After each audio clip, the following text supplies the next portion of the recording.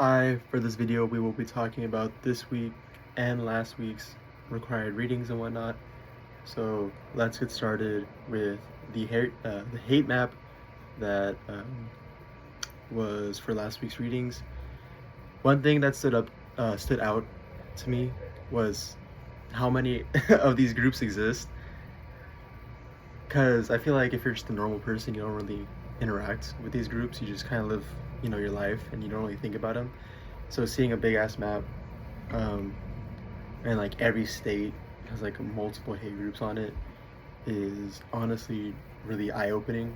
Because if you were to ask me like, oh, how many hate groups are in California or something, I'd be like, I don't know, five, and then you look and there's just so many. Um, but something that really stood out to me was how many hate groups there are in liberal states or states that are very like Democrat. Because when you think of hate groups, you think of shit like neo Nazis and or like government conspiracy groups, and you tend to get the idea of Republican. So I was thinking like, oh, these really Republican states are gonna have the most hate groups, but instead it was like the East Coast in California, which had the most. And I was like, well, these aren't really exactly Republican havens, so I don't know what's going on here.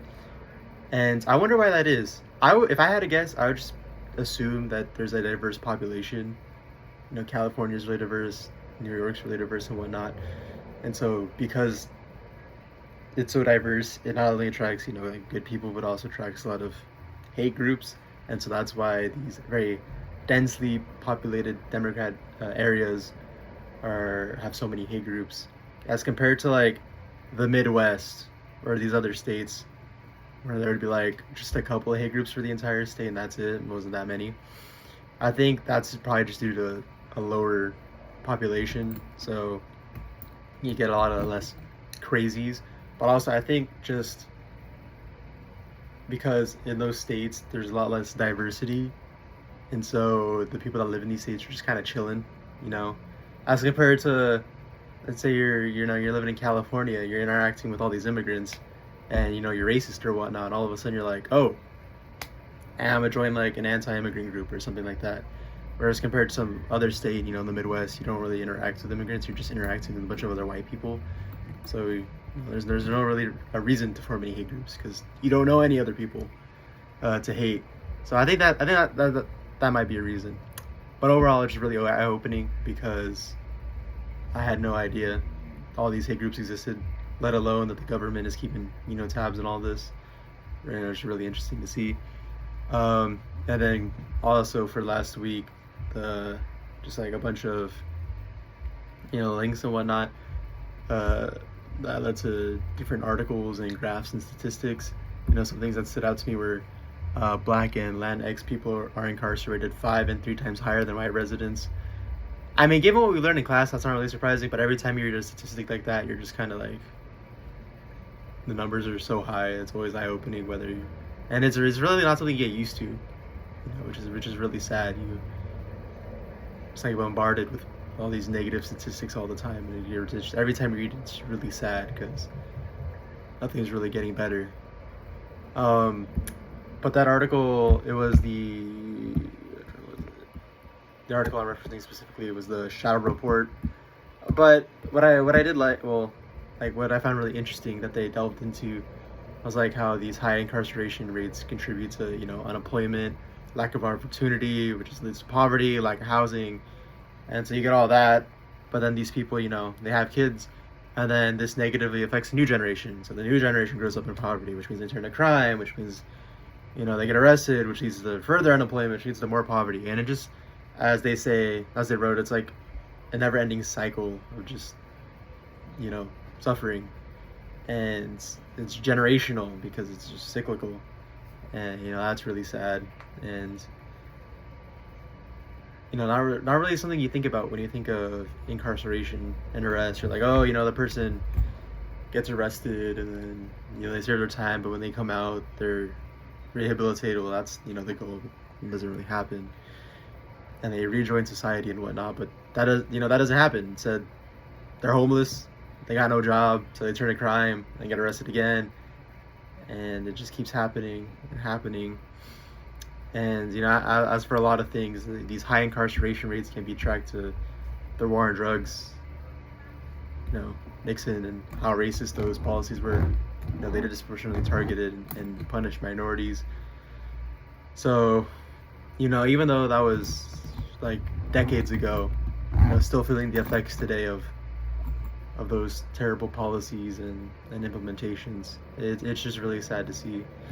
And so that was last week's readings that I wanted to touch on. For this week, we had the reading on the broken window theory, which I said this in the last week's video, where it's like this theory gets brought up a lot in criminal justice classes, and I feel like my other classes didn't really touch on exactly how racist and biased the implementation of the broken window theory is. So I learned a lot about it from this class, and that article was interesting because it really focuses on the theory behind it, and honestly, the theory behind it makes sense. It was the implementation and some other things that were really bad about it. But the idea of it being like, you don't take care of the area gets damaged and parts of it get destroyed, therefore people are more likely to commit crimes because they view the area as dangerous or like abandoned. And there was even a part where it said that I'm looking for it right now,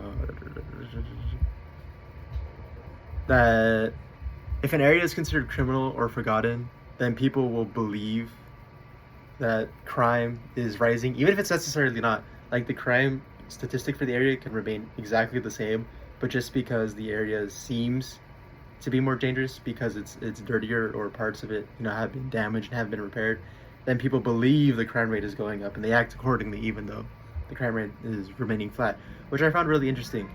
And I'm sure sociology has a bunch of things to say on that, but I don't know. And I think that makes sense. And that article talks about, like, they left a car in one really bad area, and immediately the car got stripped and destroyed.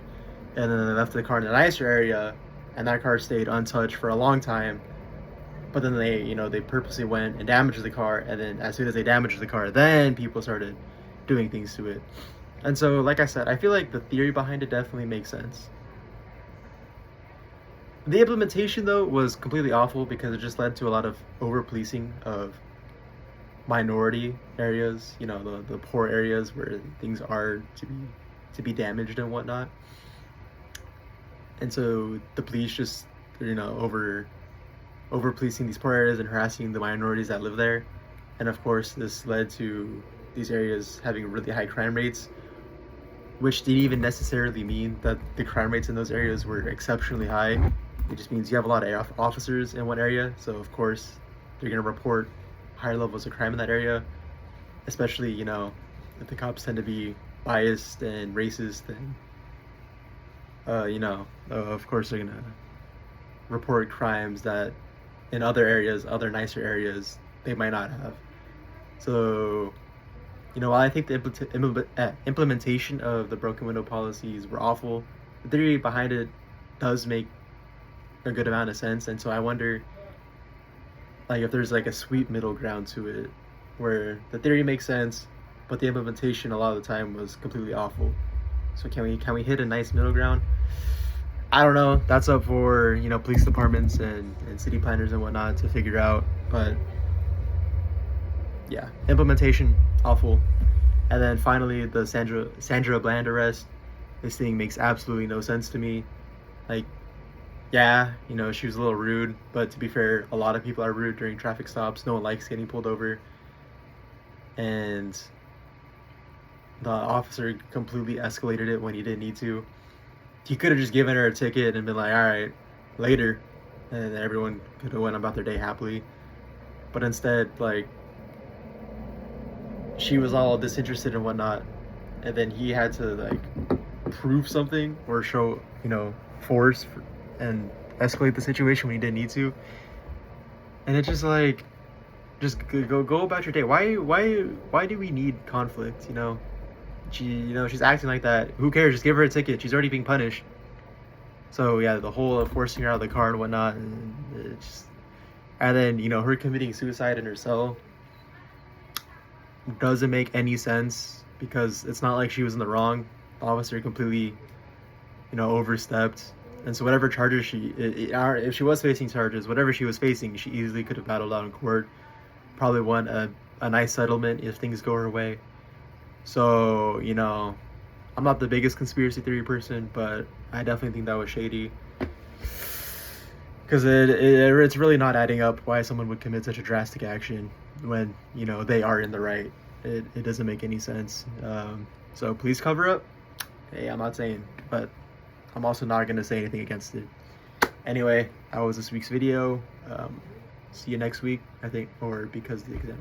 I don't know if there's going to be one of these videos next week, but if there is, I'll see you. If not, I'll see you the week after. Bye-bye.